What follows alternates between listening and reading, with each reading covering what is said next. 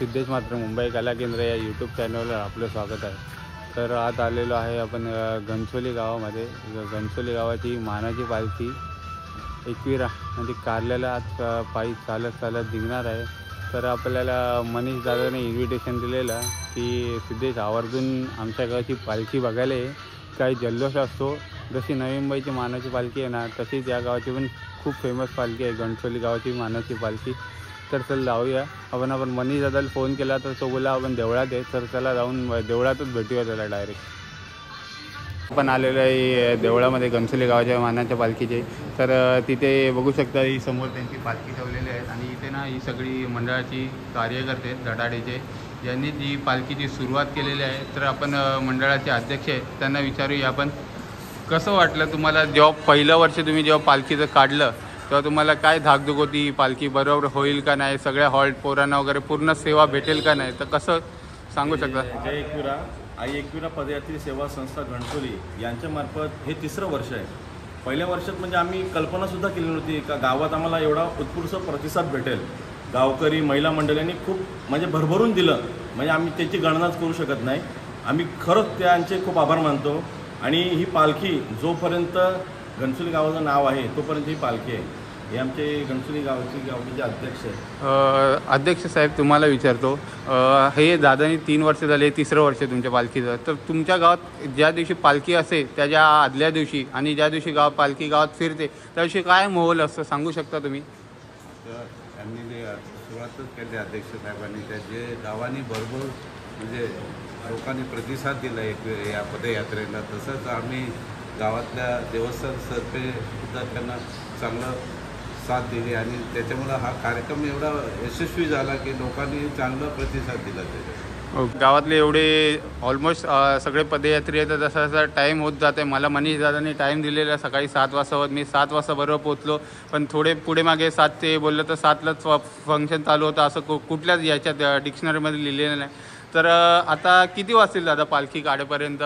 Almost 8:45 आपण काढूया। आता वारकरी बनण्याचे आपले बाबूराव आलेले आहेत। ओके, त्यांची जर सुरुवात झाली तर आपण पालखी काढेल। ओके। आणि पहिलं हॉल्ट वगैरे कसं काय असतं तुमचे? हॉल्टचे वगैरे कसं काय असतं? सुरुवातीला पावणे ग्रामस्थ मंडळी नाश्ता ठेवलेला आहे। ओके, सकाळी 10:30पर्यंत तिथे पोहोचू। त्यानंतर बेलपाडा मेट्रो सेंटर आहे, त्याच्याखाली दुपारचं जेवण आहे। त्यानंतर आजिवली इथे स्टे आहे, रात्रीची वस्ती आहे तुमची। ओके, आणि दुसऱ्या दिवशी खोपोलीला महाराजा हॉल आहे, तिथे दुसरं स्टे आहे। ओके, तिसरं आपण डायरेक्ट तुम्ही पोचल्या लोणावळ्याला पोचल्यावर अर्ध्या पालख्या कशा स्टे करतात, म्हणजे दुसऱ्या दिवशी सकाळी जातात। तर तुमच्या पालखीचं कसं काय असतं? पालखी जेव्हा माहेर घरात आईच्या भावाच्या भेटीला जाते ओके, त्यानंतर ती सरळ गडावर जाते।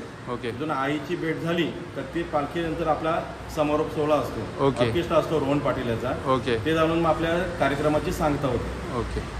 आता सगळ्या कसं वाटतं तुम्हाला काका, जो माहोल गावात बनतो पूर्ण दिवस 3-4 दिवस, जे वर्षाचे आतुरतेने वाट बघत असतात पालखीच्या, तिसरं वर्ष आहे पालखीचं सलग, ते 3 वर्ष झाले फुल जल्लोषात घनसोली गावामध्ये सहर्ष स्वागत करतात। गावातली वरिष्ठ मंडळी लेडीज वगैरे नाचत वाजत गाजत ब्रास बँडच्या तालावर जे नाचतात वगैरे। तर कसं वाटतं तुम्हाला, काय माहोल बनलेला असतो गावामध्ये?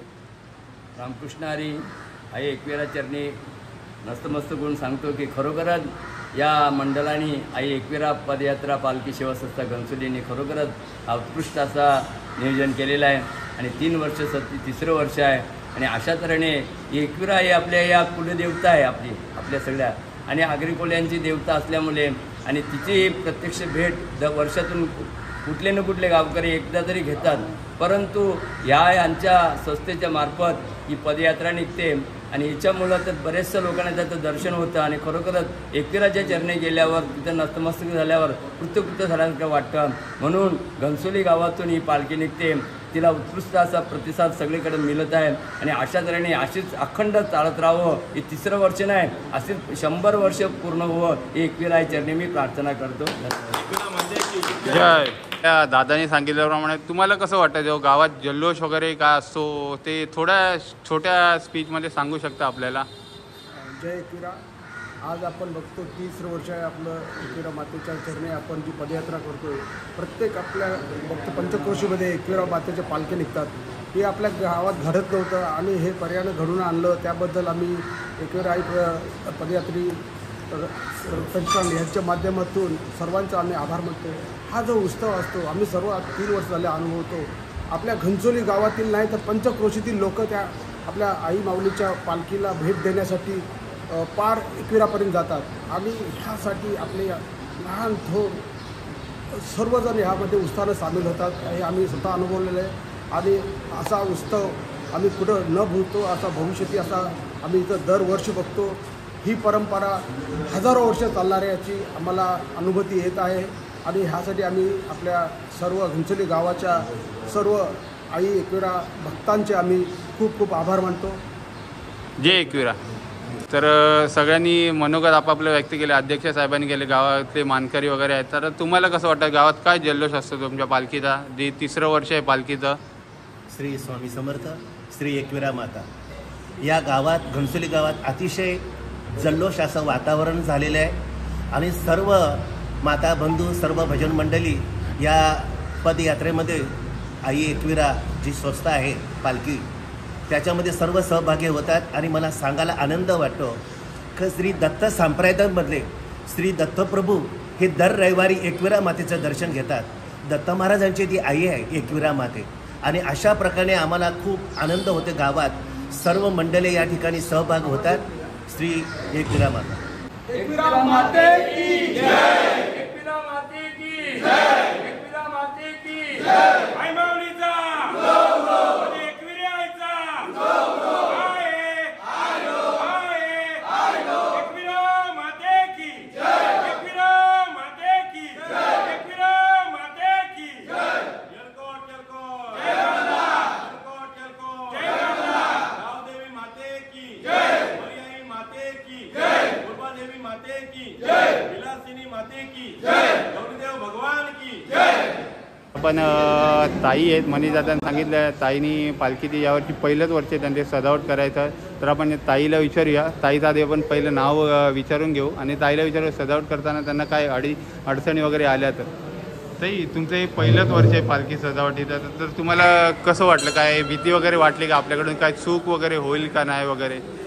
नमस्कार, माझं नाव ममता राजत म्हात्रे आणि माझ्यासोबत आहेत रवीना मोरेश्वर म्हात्रे आणि संजना पाटील. आमचे माऊलीचा शृंगार करायचं पहिलंच वर्ष आहे. थोडीशी भीती होती, होईल नाही होईल, व्यवस्थित होईल कसं, आई माऊलीचं काम आहे, व्यवस्थित झालं पाहिजे. त्याच्यामुळे शृंगाराचं मनात होतं 2 वर्ष की करावं. यावर्षी ठरवलं की माऊलीचा शृंगार करावा. आणि आपण पाहू शकता का आमच्या परीने आम्हाला जेवढी माऊली सुंदर सजवता येईल तेवढी सजवली आहे. बाकी माऊलीची कृपा. याच्या पुढचेही 3 दिवस शृंगार व्यवस्थित होऊ दे हीच इच्छा. धन्यवाद.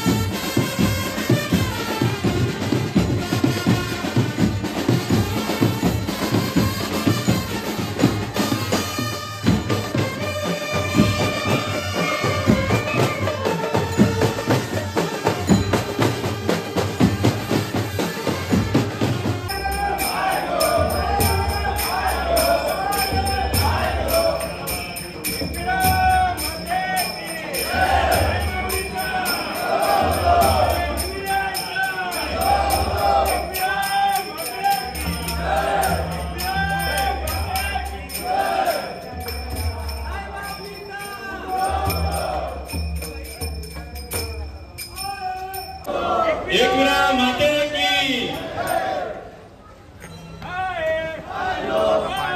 आता थोडा वेळ 8:30 वाजता पालखी निघालेली आहे. एक गाणी होईल बँड पथकात, त्यानंतर आरसीला सुरुवात होईल.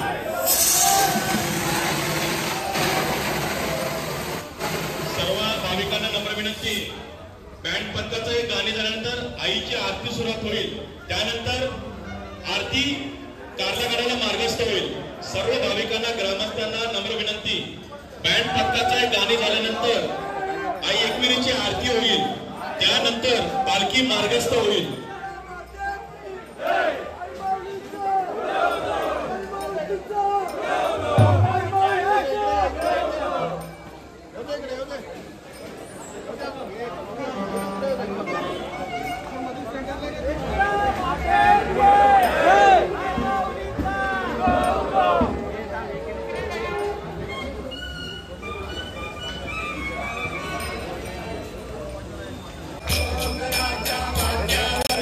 एकविरा बैसली भवानी नवसाला पावली, भवानी नवसाला पावली,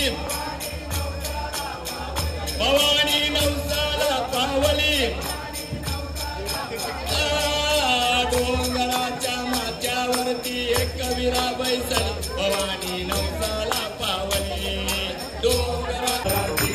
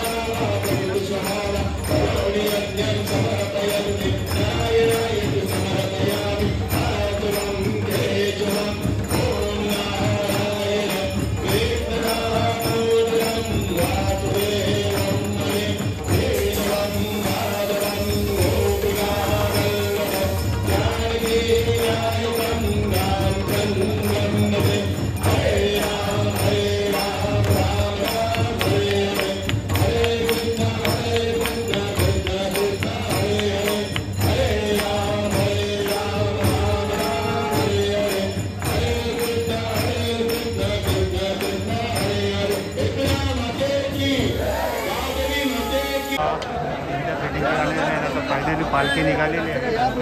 मानाची गावाची गणपती गावाची पालखी निघालेली आहे.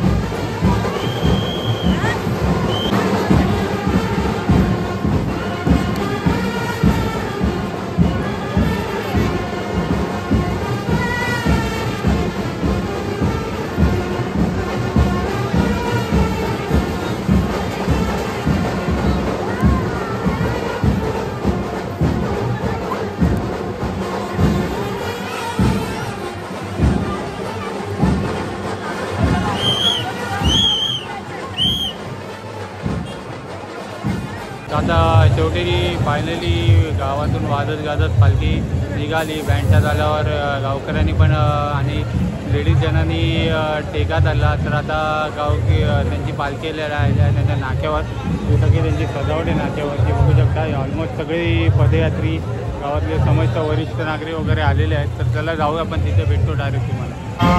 पालखी वाजत गाजत त्यांच्या नाक्यावर आलेले आहेत.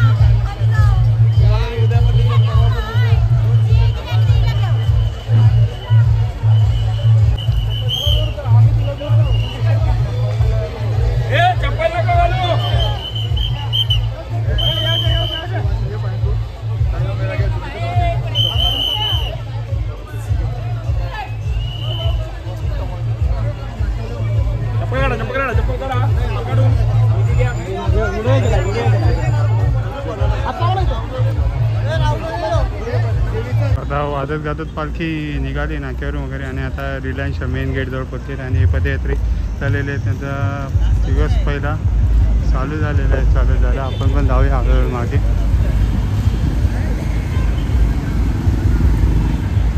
अगदी 700-800 पब्लिक असेल चालत जाणारी. ही थंडीमधली जाणारी पहिली पालखी आहे घनसोली गावाची. ही सगळी पब्लिक चालत चाललेली आहे.